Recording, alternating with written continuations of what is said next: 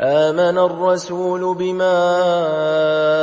أنزل إليه من ربه والمؤمنون كل آمن بالله وملائكته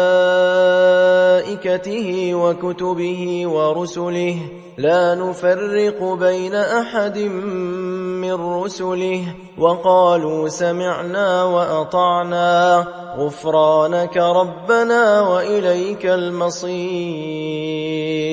لا يكلف الله نفسا إلا وسعها لها ما كسبت وعليها ما اكتسبت ربنا لا تؤاخذنا إن نسينا أو أخطأنا ربنا ولا تحمل علينا إصرا كما حملته على الذين من